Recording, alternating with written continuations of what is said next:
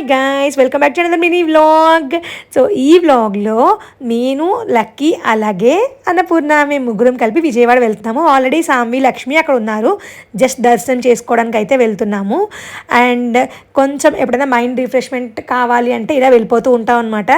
And ఇలా మొత్తానికి అయితే ట్రైన్ అంతా ఆల్మోస్ట్ చాలా ఖాళీగా ఉంది. అందుకని అన్నపూర్ణ అలాగే లక్కీ బాగా ఎంజాయ్ చేశారు.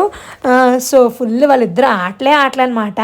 సో వాళ్ళ ఆటలు చూసి పక్కన వాళ్ళు ఎంత నవ్వుతూ ఉన్నారో. మన అన్నపూర్ణకి ఇంకేంటి అంటే ఇంకా ఆటలు ఉంటే చాలు.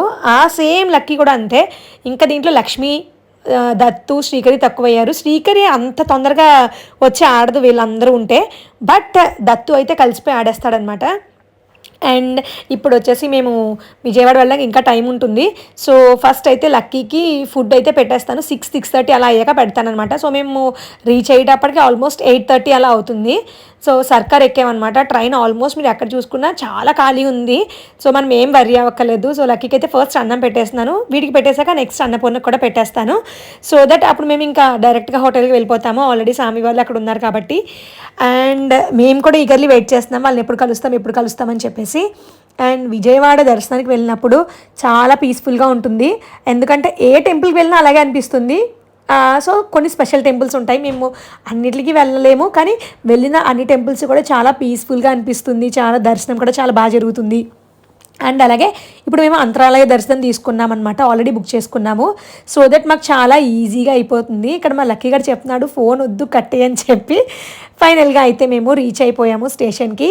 అండ్ విజయవాడ జంక్షన్ నుంచి మేము వెళ్ళే రెడ్ ఫాక్స్ హోటల్ అనమాట. చాలా దగ్గరే, పెద్ద దూరం కూడా ఏం కాదు. సో ఫస్ట్ అయితే మేము ఇక్కడ నుంచి ఒక ఆటో ఆర్ క్యాబ్ ఏదో ఉంటే అది చూసుకుని మేమైతే ఇప్పుడు రీచ్ అయిపోతాము హోటల్ దగ్గరికి. అండ్ అక్కడ ఇంకా వన్స్ వెళ్ళిపోయాము అంటే కొంతసేపు రెస్ట్ తీసుకోవచ్చు. రెస్ట్ తీసుకుని రేపు పొద్దున దర్శనం హ్యాపీగా చేసుకోవచ్చు అనమాట. అండ్ విజయవాడ అనేది ఒక స్పెషల్ అంతే. ఎందుకంటే అమ్మవారిని మనం దర్శించుకోవడానికి వెళ్తున్నాము అంటే అదొక రకమైన వైబ్రేషన్. సో మొత్తానికైతే హోటల్కి వచ్చేసాము. జస్ట్ 5 minutes జర్నీ అంతే. 5 minutes కూడా పట్టలేదు యాక్చువల్లీ.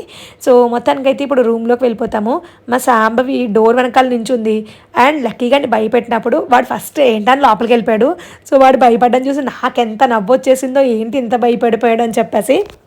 అండ్ సో ఇలాంటి హోటల్స్కి వచ్చినప్పుడు అది కూడా కొంచెం పిల్లల్ని లిఫ్ట్ దగ్గర అది జాగ్రత్తగా చూసుకుంటూ ఉండండి. అదొక్కటే కొంచెం ఇదనమాట. అండ్ ఇదిగోండి వచ్చేసాం ఫైనల్లీ. సో డోర్ తీసింది కదా అని మనోడు వెళ్ళిపోయాడు. వాడికి అర్థం కాలేదు సడన్గా ఏమైంది ఏంటి అని చెప్పేసి. ఇప్పుడు చూడండి మేము వచ్చేటప్పటికి లక్ష్మి పడుకుండిపోయింది. అండ్ ఈ వ్లాగ్ మీకు ఎలా అనిపించింది నాకైతే కామెంట్లో తెలియచేయండి. మరిన్ని వ్లాగ్స్ కోసం ఛానల్ని సబ్స్క్రైబ్ చేయడం మర్చిపోకండి. See you all in the next video. Bye bye.